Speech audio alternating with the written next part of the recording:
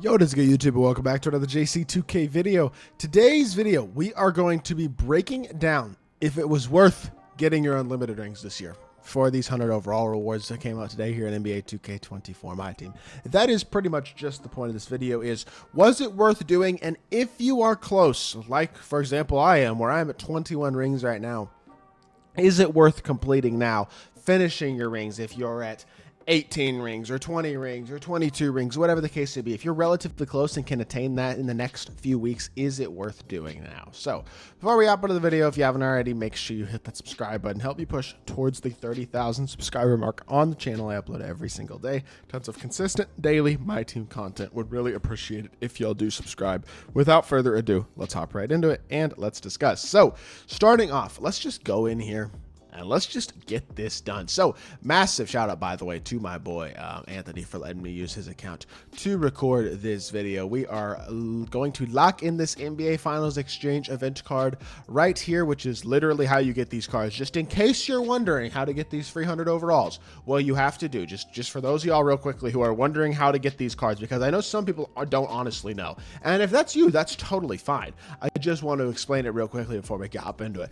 All you have to do to get these rewards is you have to have gotten 24 unlimited rings this weekend, or this season. Now, I'm sorry, this year of 2K, so in 2K24. Now, if you're at 20 something rings like I am, 21, you can still do it. If you're at 3 rings, I'm sorry, you're not going to be getting it at this point. It's too late. But if you're like me, relatively close, you can get this done if you want over the next couple weeks. And if you're caught up on your unlimited rings or close to caught up on your unlimited rings and got them almost every single week this year, you likely have 24 at this point potentially.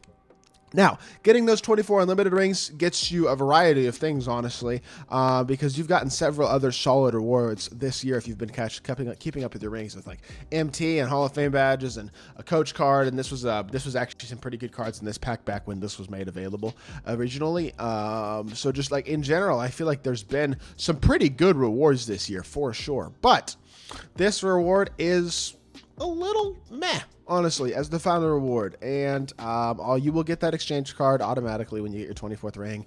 And here we go. NBA Finals Exchange Pack has been earned. That's all you got to do to get these cards for free. Now, at this point, you can't go get them if you haven't gotten them previously, but it kind of is what it is at that point.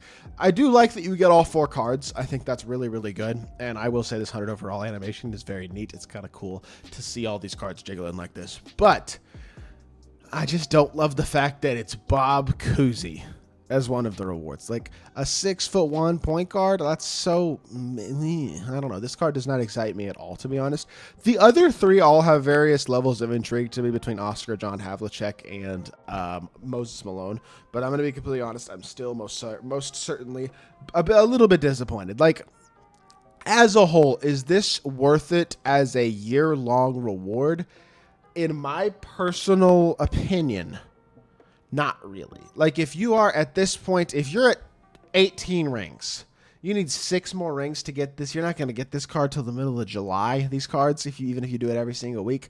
Like, realistically, to me, I would say it's not worth it for you. If you have, at this point, nearly completed your unlimited rings or have completed your unlimited rings, then at this point, it's over anyway because you've already done it. So, like, for me, I'm at 21 rings, and I honestly can't tell you right now whether or not I actually plan to go through here and actually finish and complete getting these cards. Because, like, yes, they're good. Individually, they're good. They have good animations, and I did an entire video breaking down each of these cards in specific earlier, but I'll go through real quickly and talk about each of them right now as well, just to give why this is my opinion.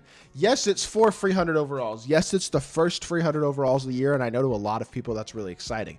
But in my personal opinion, it's like, I mean, Moses Malone is probably the best of them, quite simply because he's a 6'10" power forward with a 7'2" wingspan. I think he will rival a guy like a Nate Thurmond or a Bol Bol or a George Mikan, who I think are among your best power forwards in my team right now. Now, when it comes to top tier gambling power forwards, there's a guy like Tim Duncan who has Patty Mills base.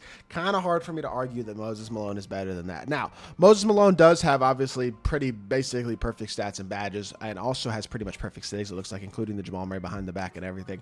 Off handles for days. Like, I really do believe that this Moses Malone card is about the most complete big man in my team right now in terms of stats, badges, and animations. positions, and I think his release is going to be pretty good as well. So this is a card that I'm 100% excited to do a gameplay on, and this will probably be the first gameplay that I do of these cards because I do think Moses is going to be really good. Now, John Havlicek, not quite as exciting to me, but still a pretty solid, pretty good reward card, 6'5". The main issue with this card is quite simply the fact that he can't play the point guard position, although I don't think that is a massive issue if you have tall point guards. If you have, for example, a Nikola Jokic or even another tall-ish point guard, guys who are 6'8"-ish.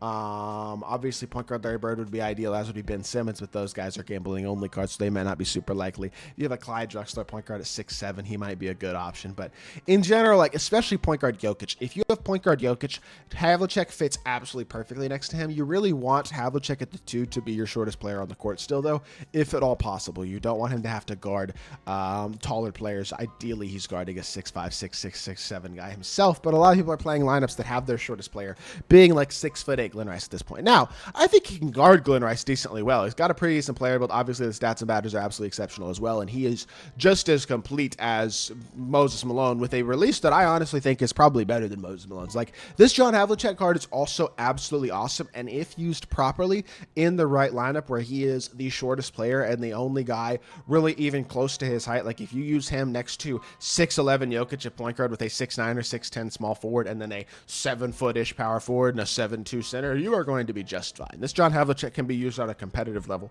100% and is one of the very best shooting guards in the game if used properly. And honestly, I think that's kind of the case with Oscar Robertson too. 6'5", 6'8" wingspan, elite release, perfect SIGs. This card is just a better version of his Dark Matter, which already was a very solid card. And I do believe this card is really good. He is 6'5", just like Hondo. I think, again, if you build your lineup around him and you have height next to him, that is ideal. The thing about the point guard position at 6'5", your shooting guard options who are super duper tall are a little bit limited. Like a Michael Beasley 6'9", a Paul George is 6'8" with a big player build, Glen Rice is 6'8", a Kawhi or a Ron Artest or a Dr. J, somebody like that with a big player build who can defend, or even a Pippen or a Jason Tatum would be good options as well. But there's really not any of those 6'10" shooting guards unless you're like really exceedingly lucky and got Kevin Durant, I guess, or obviously Michael Beasley at 6'9", has a lot of size as well. Be interested to see if we get like an out of position drop with some buyable cards that have some more size at these positions soon. I don't know. It'll be interesting to see that for sure. But in general, I think, again, Oscar has to be the shortest guy on the court if you're going to use him. John Havlicek, same thing, has to be the shortest guy on the court if you're going to use him. Both of those cards, I think, are 100% good enough to be used at a competitive level, and I think they make the lineups of a lot of people who grinded this out. But realistically, if you grinded this out, you might also be looking at only using Havlicek and using him next to Jokic and not using Oscar Robertson and just using Havlicek and Moses. But I don't know.